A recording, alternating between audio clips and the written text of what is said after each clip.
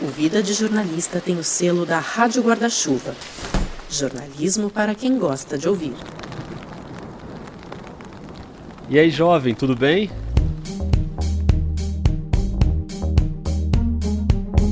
Eu sou o Rodrigo Alves, estou de volta, mas essa ainda não é a terceira temporada do Vida. Essa aí vai chegar em março, pode ser dia 1º, pode ser dia 15, pode ser dia 31, em algum ponto de março.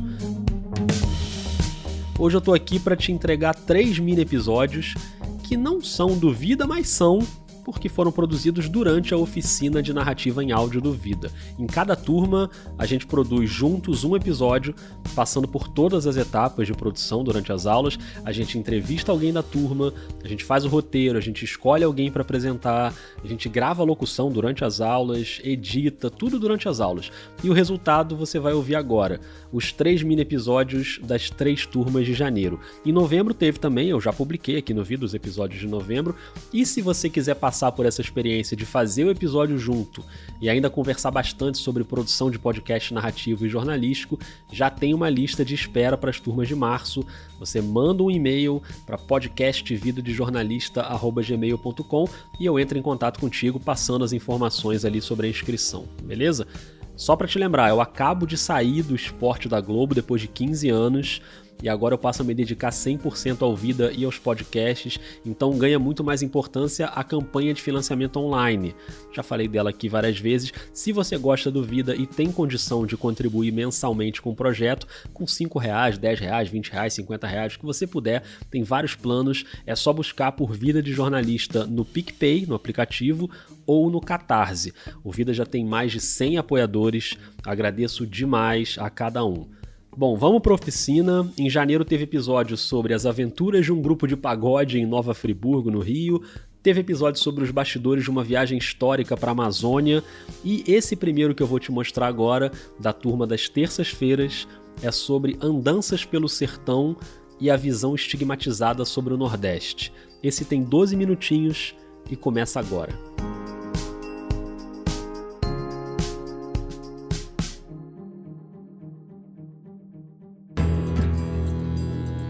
A música triste, o tom dramático e a voz carregada.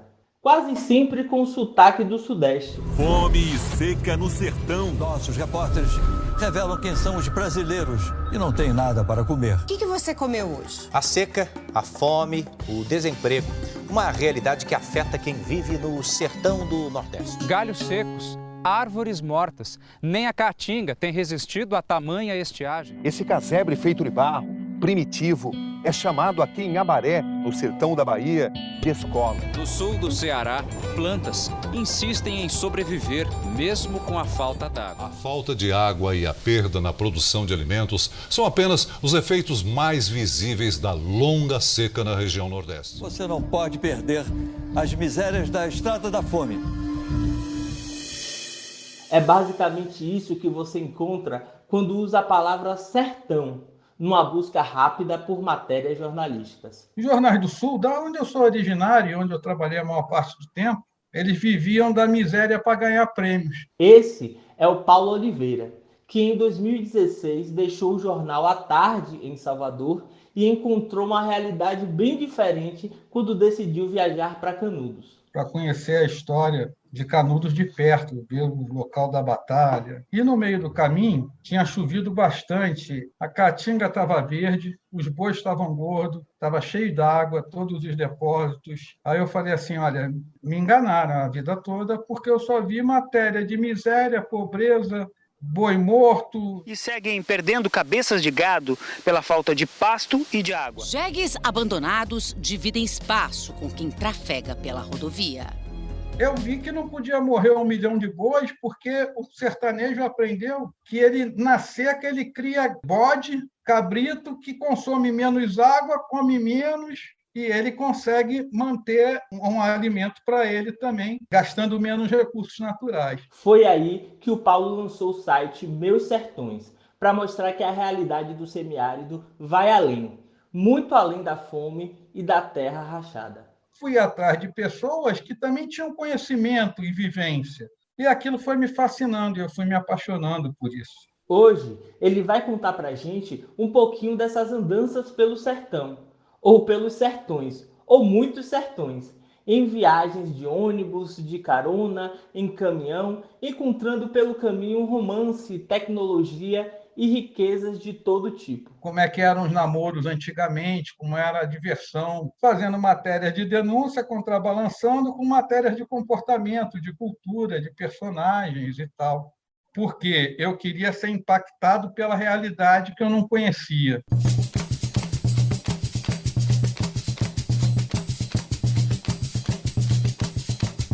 Vamos pra lá, vamos pra cá e não deixa o parar. Vamos pra lá, vamos pra cá. Vamos pra lá, vamos pra cá.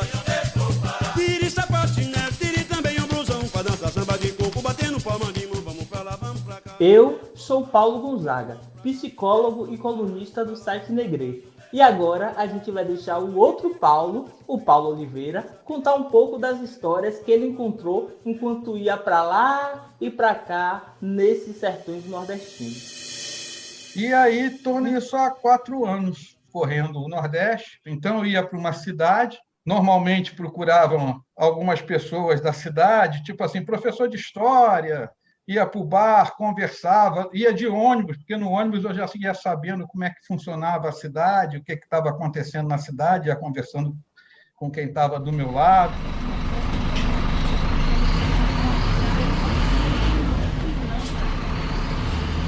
Esses ônibus que saem de Salvador para o interior, mais longínquo, eles saem como ônibus interurbano, mas eles vão chegando em algumas áreas, eles vão virando van, vão virando charrete, porque vai mudando o passageiro que eles transportam. Então, tudo isso era informação. A primeira vez que eu viajei de ônibus, acho que foi para Canudos, eu peguei um ônibus, que a primeira poltrona, o número dela era 45. A gente está na primeira poltrona, a gente fica vendo a estrada ali.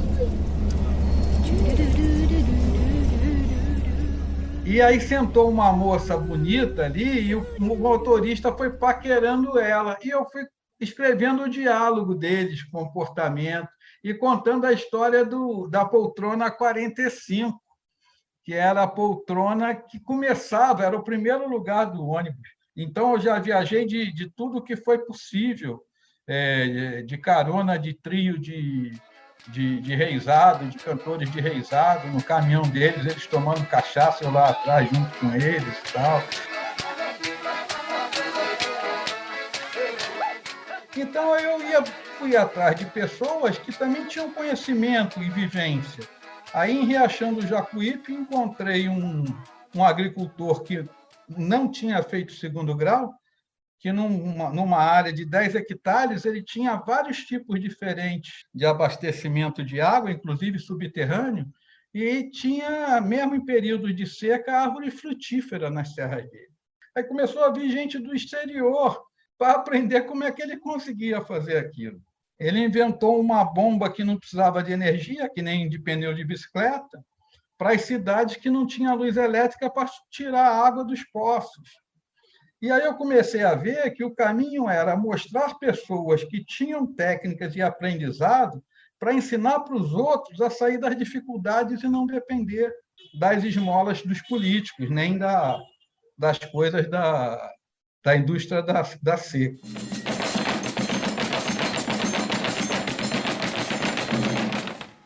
Há uns 2 anos eu fui a Santa Brígida, uma cidade que foi desenvolvida a partir da chegada de um beato chamado Pedro Batista, que já estava morto há muitos anos, quando eu fui para lá.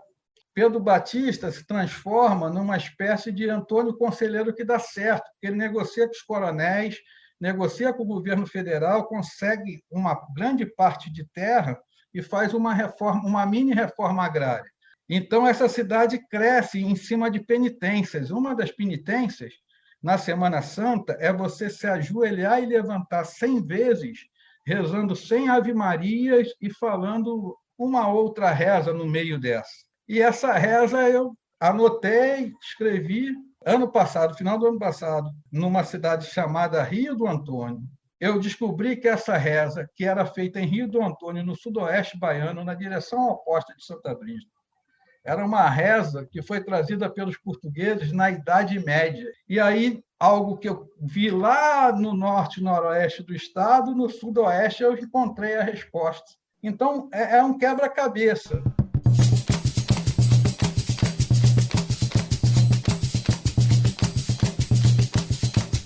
Vamos pra lá, vamos pra cá e não deixa o coco parar. Vamos pra lá, vamos pra cá. Vamos pra lá, vamos pra cá. Tire sapatinho, tire também um blusão pra dançar samba de coco, batendo palma de mão. Vamos pra lá, vamos pra cá. Agora que a gente ouviu as histórias do Paulo andando por um sertão que vai muito além dos clichês, vamos ouvir as impressões de uma comunicadora que vive em Petrolina, no sertão de Pernambuco. Eu nasci em Juazeiro, a cidade vizinha. Essa é a jornalista Vitória Rezende, que faz o podcast Deixe de Pantin. Fui criada aqui e nunca saí daqui. Mas sempre tive contato com essa visão estereotipada de sertão, né? Do boi morrendo, do chão rachado, faltando água.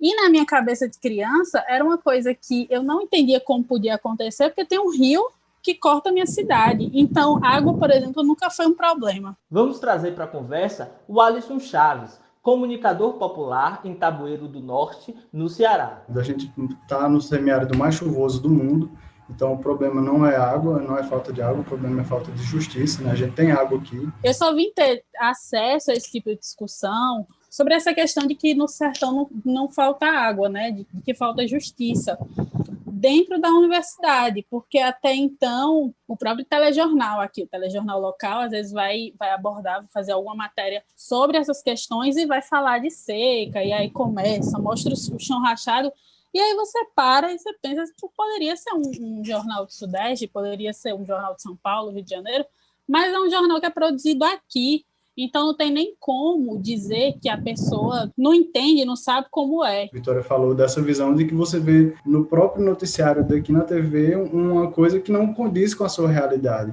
Você vê o sertão rico, cheio de água, cheio de gente trabalhando, cheio de gente com ideias inovadoras que quer fazer acontecer e faz acontecer. E aí a visão que se dá disso, a visão que a gente tem nos grandes meios, dito assim, né, grandes meios, é uma visão que não condiz com o que a gente vê aqui no nosso dia a dia. Então, a importância da gente ocupar os meios de comunicação, ocupar os podcasts, criar as nossas histórias, dizer com a nossa voz, eu acho que é uma linha incrível assim, da gente trabalhar. Tem muito a ver com o que a gente trabalha aqui também, e eu acho que é isso. E o Paulo Oliveira, vendo tudo isso de perto, compartilha essa visão. Essa ideia do Nordeste miserável, ela serve para esconder o roubo que fazem das riquezas do Nordeste. Então, nós temos as mineradoras pegando as áreas que são oásis na Caatinga. A gente tem essa grande falácia do agronegócio, de produção de alimentos, e se você for lá para Juazeiro, você vai ver que o consumo de água residencial é 1/10 do consumo de água das áreas irrigadas, que estão na mão de grandes empresas. Há projetos gigantescos sendo feitos para transpor o Rio São Francisco na Bahia, para favorecer grandes empresários com água, e tirando os pequenos agricultores familiares que trabalham sem agrotóxico dos seus lugares, destruindo as áreas que estão perto dos rios.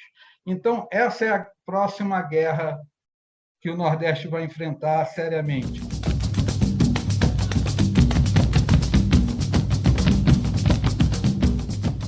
Se você quiser ver as reportagens que o Paulo tem produzido ao longo desses anos, é só acessar o site meussertões.com.br. O roteiro desse episódio foi feito por Patrícia Rodrigues, Gabriela Lima e Rodrigo Alves, a partir dos debates durante a oficina de narrativa em áudio do Vida de Jornalista. Você ouviu aqui 3 sambas de coco, dos grupos Trupé, Amaro Branco e Raízes de Arco Verde, além do reizado do trio de caretas do Boi Canário. Eu sou Paulo Gonzaga, obrigado e até mais.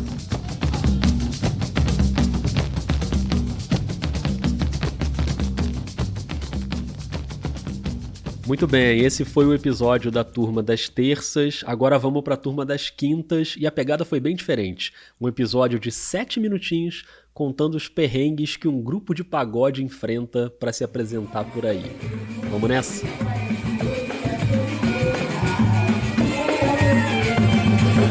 Saudade de aglomerar ouvindo um samba no barzinho, né? Mas você já parou pra pensar como é a rotina daqueles músicos? É engraçado, porque a gente se mete em situações que é inimaginável. Lugares que a gente vai tocar que tipo, tem que passar por trilha, tem que passar por dentro de ponte, assim, em rio. Esse é o Caio Flores Navega, percussionista de um grupo de pagode na região serrana do Rio de Janeiro. Nós somos de Nova Friburgo e o nome da nossa banda é Rateio de Breja. Nós somos ritmistas de escola de samba, a gente toca em bateria de escola de samba, mas a gente sempre foi muito apaixonado por percussão, todos nós. Eu toco repique de mão. Você não tá vendo o Caio, mas pelo sotaque carioca já dá pra imaginar. Ele tem um sorriso fácil e uma barba pintada de rosa. É mais fácil a galera me reconhecer atualmente pela barba rosa do que pelo grupo. E modéstia à parte, eu fiquei lindão, eu gostei muito, entendeu? Entendi. Mas o nosso assunto aqui não é a barba colorida. O que a gente quer saber é das aventuras que os músicos enfrentam para se apresentar por aí. Aqui é muito, tipo, mata fechada, ponte, várias vezes carro atola na rua. Tem uma ponte de madeira e não tem aquelas divisórias assim, é só a ponte para você passar em cima e se por acaso o seu carro derrapar, você jogar o volante pro lado, já era, você vai cair dentro da água. Calma, segura esse carro aí. Essa é só uma das histórias que a gente vai ouvir hoje. E olha, já adianto que esse perrengue da ponte ainda vai ganhar um toque meio sobrenatural aí. A gente vai pra dentro e seja o que Deus quiser. Vai na fé de Papai do Céu e vambora. Vale tudo pela música, né? E claro, por aquele pagamento que vai pingar, né, Caio? Pagamento? Eu não conheço. Vixe, ok. Daqui a pouco a gente fala sobre isso. Bora pras histórias?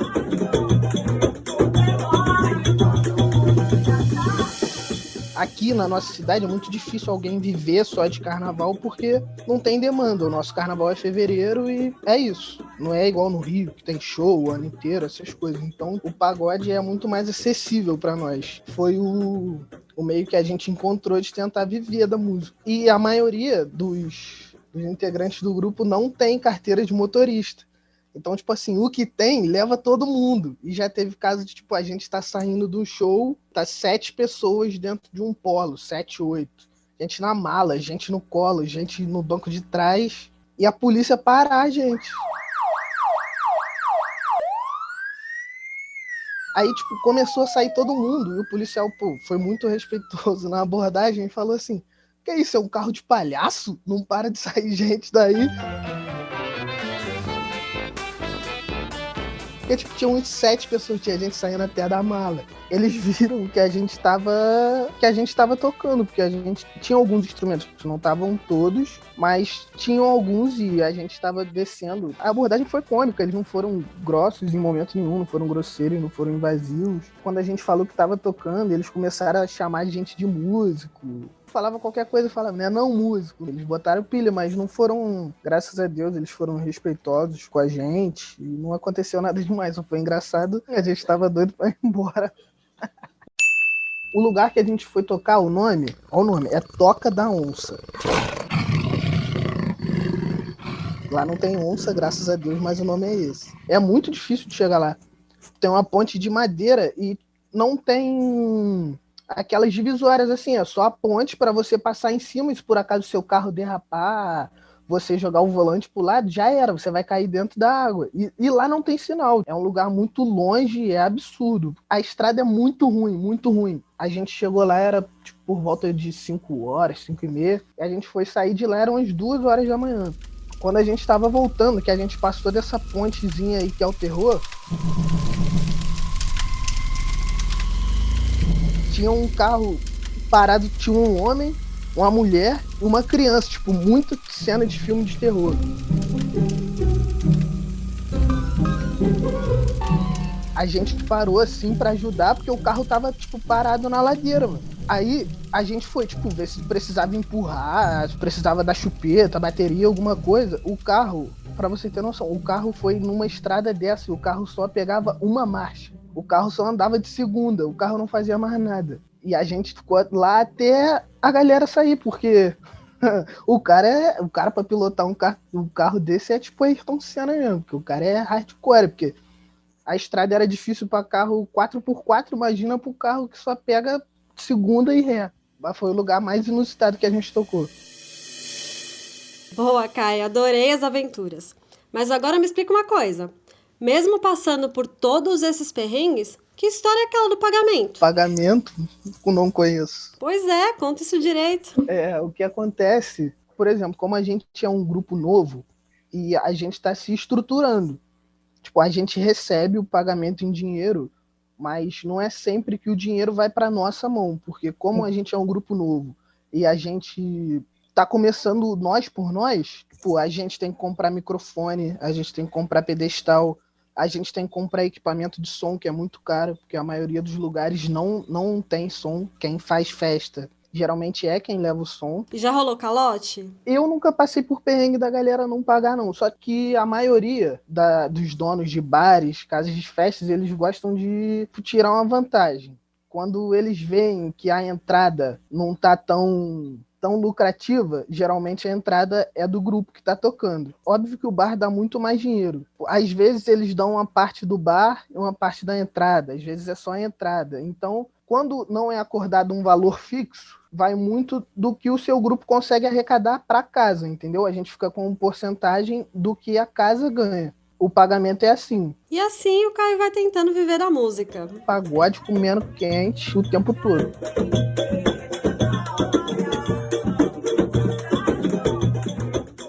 Esse foi o Caio Flores Navega, e os pagodes que você ouviu nesse episódio são do grupo dele, o Rateio de Breja. A entrevista com o Caio foi feita por Denise Martins, Isadora Rupp, Jéssica Almeida, Rodrigo Rezende, Juan Oliveira, Samara Vobeto, Thales Ramos e Thiago Damaral, na oficina de narrativa em áudio do Vida de Jornalista. O roteiro é de Vitória Macedo, Pedro Lima e Rodrigo Alves, a partir das conversas que rolaram na turma. Eu sou a Letícia Naísa, apresentadora deste episódio. Muito obrigada e até a próxima!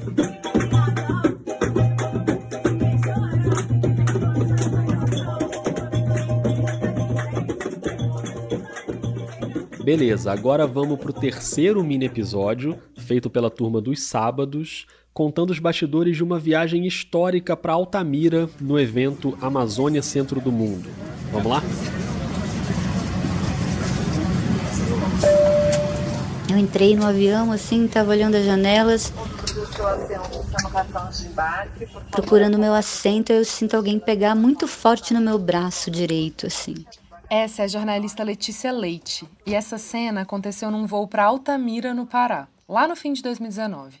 Ela estava embarcando para o evento Amazônia Centro do Mundo, um encontro histórico que reuniu lideranças indígenas e povos da floresta com ativistas e cientistas do mundo inteiro. Bom, essa viagem para a região de Altamira, para a região da Terra do Meio, é, sem dúvida, a mais emocionante da minha carreira. No caso da Letícia, era também um retorno que mexia muito com ela. Eu vivi em Altamira entre 2013 e 2016, passei longas temporadas lá. Esses 3 anos, sem dúvida, foram os anos em que eu mais vi gente morrer. Porque essa gente foi capaz de construir uma usina hidrelétrica no meio da floresta, né? E não foi capaz de entregar um hospital para atender a população que adoecia por conta dos impactos da usina. Uma situação dessa que a empresa, então, tem que ter respeito pela gente. E sabe quando você vive uma experiência muito forte na vida, de dor, de trauma, de desafio, e aí você se afasta desse lugar e aí chega o momento de voltar. Então, era um pouco assim que eu tava me sentindo, assim. E sentindo tudo isso, ela tava ali, dentro do avião, procurando o assento. E aí eu olhei pro lado e era o Davi Copenau Yanomami. Eu conheci o Davi nesses últimos anos, né? E aí eu fiquei super emocionada, né? Davi, esse xamã, essa liderança espiritual, esse cara que segura o céu. Por causa da nossa terra, por causa do nosso povo, por causa dos nossos filhos, nossa língua, nosso costume, a nossa festa, dança. Já tive a oportunidade de ir na casa dele, na terra indígena Yanomami, e ele me reconheceu e pegou no meu braço firme e falou assim pra mim: olha, agora a gente tá indo lá mais perto do céu e você vai poder ver tudo lá de cima e pensar melhor. E eu tô aqui. Hoje, quem tá aqui é a Letícia, e ela vai levar a gente pro coração da Amazônia.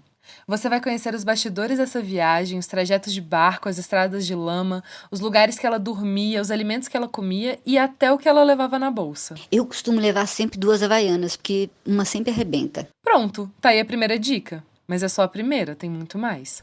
Ó, tá na hora de decolar. Frio na barriga, mão suando, lá vou eu.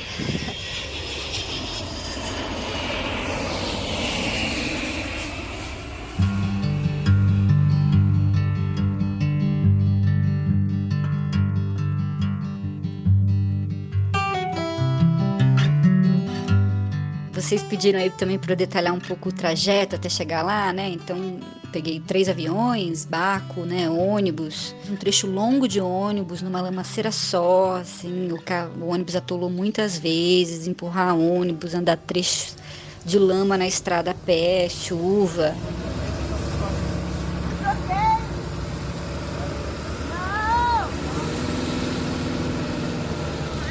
Quinta vez que atolou o ônibus, dessa vez a galera teve que continuar andando a pé. Longos trajetos de barco, chuva forte dentro do barco, sol forte. Ai, Deus, cansei. Já cansou, Nai? A gente tá aqui na Reserva Extrativista do Iriri, no Rio Novo.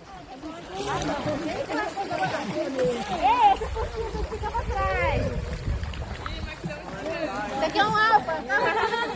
Um trajeto com emoção, claro, como sempre tem, para a gente chegar nesses lugares mais distantes dos centros urbanos, para chegar no coração da floresta. Mas nada se compara ao que as ativistas climáticas lá da Europa, a Nuna e a Adelaide, que simplesmente vieram de barco à vela. Viajaram semanas e semanas de barco à vela lá da Europa até o coração da Amazônia lá, e foi muito emocionante acompanhar a chegada delas na Resex depois de passar muitas semanas no barco. De um movimento, né, simbólico de não gerar carbono, né, essa grande batalha civilizatória do momento. E foi um alvoroço só, porque todo mundo queria saber como foi a viagem, quando elas chegaram. Foi uma emoção muito grande delas terem conseguido, né? Enfim, foi um momento super especial também.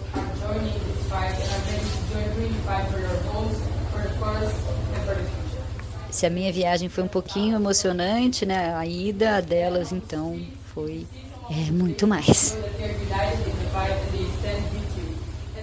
Eu tô acostumada a ir para campo e sempre levar um rancho, né? Como a gente chama, comida suficiente para cozinhar e fazer durante todos esses dias, mas dessa vez foi diferente, a gente só comeu comida na floresta. Café da manhã com todos os produtos da Resex: manga, mamão, castanha, caju, bananinha, cacau. Ninguém levou nenhum alimento da rua, como o pessoal diz, né? Então a gente comeu só os alimentos lá da reserva mesmo, muitas frutas, cacau, mamão, bananinha, muito peixe, muita farinha. Aliás, no lugar onde a gente estava tinha uma mini usina de processamento de vários alimentos, né? Então essas mini usinas que produzem óleos, óleo de babaçu, farinha de babaçu, frutas secas. A gente só comeu durante 3 dias, numa turma grande, bons tempos em que a gente podia aglomerar na floresta. Eram cerca de 30 pessoas comendo só o que a floresta pode dar. Esqueci de alguma coisa? Acho que posso dar uma dica aqui do que levar numa viagem para a Amazônia. Como fazer a mala. Vou tentar imaginar aqui coisas que são, para mim, fundamentais. Então, uma boa rede, né? Lá a gente dormiu em alojamentos nas comunidades extrativistas, então tinha assim, né, uma cobertura, e a gente atava a nossa rede nessa cobertura, pertinho da floresta. Dos privilégios da vida é poder contar com a ajuda de Davi Yanomami para atar sua rede. Isso é privilégio, né, Tasso? O resto é outra coisa, né?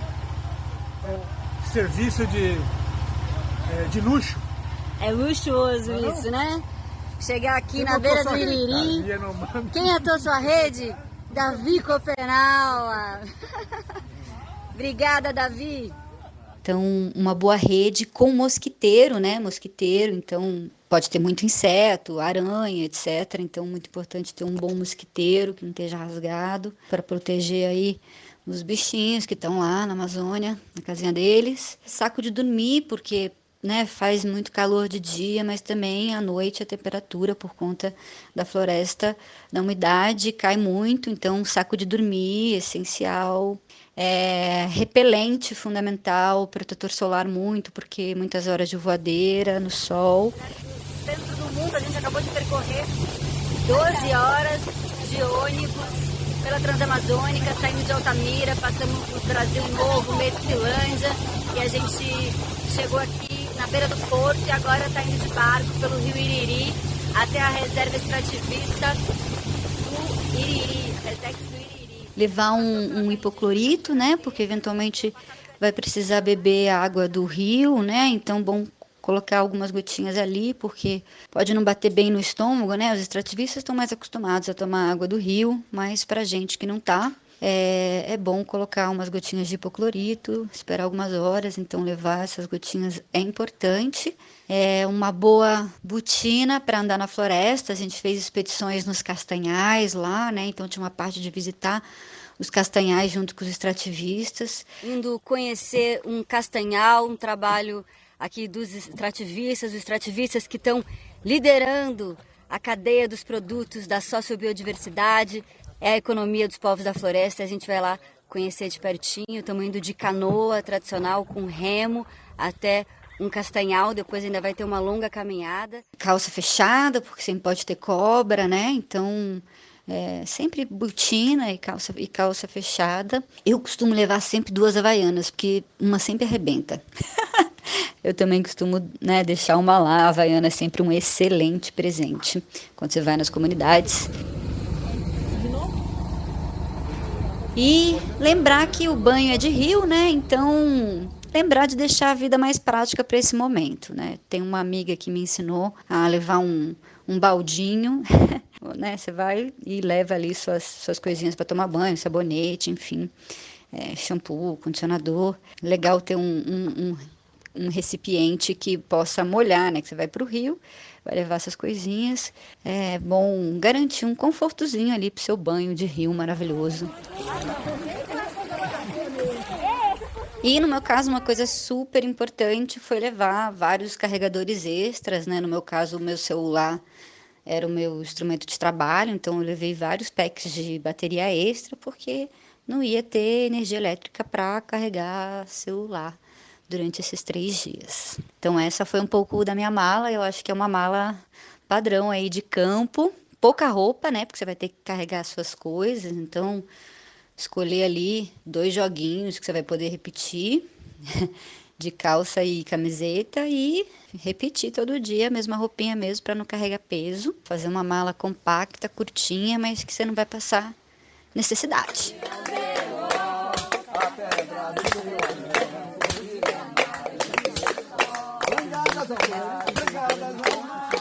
Agora que você já ouviu os bastidores da viagem, a gente vai saber da Letícia o que ela guardou dessa experiência e quais foram os efeitos desse encontro na luta para salvar a Amazônia. Eu acho que a potência desse evento é juntar pessoas que não se encontrariam de outra maneira, né? Então, cientistas, intelectuais da floresta, ativistas climáticos lá da Europa, ribeirinhos, quilombolas, têm aí em comum a vontade de salvar a Amazônia e aí salvar a nós mesmos, né? O resultado de tudo isso, é claro que é essas pessoas conversando mais a partir disso, né?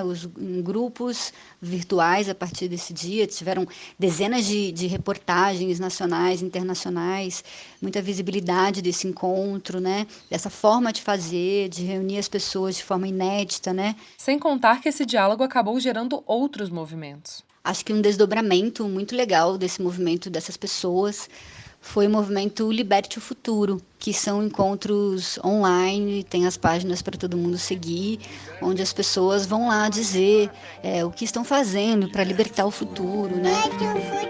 Liberte o futuro. Liberte o futuro. Junte-se ao movimento de libertação do futuro. O desafio era começar a libertar o futuro justamente no momento em que todo mundo estava aprisionado em casa, numa pandemia que limitou muitos encontros. Um isolamento onde as pessoas não puderam mais fazer isso e, por outro lado, também buscaram fazer isso de forma remota, um investimento da sociedade civil mesmo, com o apoio da sociedade civil, das associações, de levar a internet para esses territórios. Então, muitas das pessoas passaram a estar conectadas, né, a partir da pandemia e se conectaram a essas pessoas que estavam nesse encontro. A Letícia era uma dessas pessoas lá no coração da Amazônia, e nesse episódio a gente foi para lá junto com ela. Ficou claro o tamanho do impacto de uma experiência que ela nunca mais vai esquecer. E o impacto também para cada uma dessas pessoas que vive essa experiência de poder ouvir Davi, né, falando, poder acompanhar um ritual. O evento teve um momento de plantio para compensar o carbono da viagem. Então a gente plantou com a muvuca, que é uma muvuca preparada com sementes da rede de sementes do Xingu, que é uma rede aí de coletores de semente de indígenas, populações tradicionais. E a gente plantou a muvuca lá, tanto na Resex, como também a gente fez um plantio de mudas muito bonito em frente à FUNAI, lá em Altamira. Uma coisa que eu não tinha feito nesses 3 anos em Altamira foi plantar uma árvore. Então, plantei muitas nessa viagem e foi muito legal plantar árvores com essa galera toda. Eu sei que para muita gente essa coisa de plantar e abraçar árvore é uma coisa de ambientalista, é coisa chato, mas a compensação do carbono numa viagem como essa, tratando do clima, é algo bastante simbólico e importante. E plantar uma árvore é algo muito bonito. Todo mundo deveria fazer, e plantar árvores nos lugares que a gente ama, tem uma relação de afeto é ainda mais especial. Cada pessoa que participa de um encontro como esse volta diferente, com mais sagacidade e vontade de fazer alguma coisa nesse momento difícil que a gente está vivendo.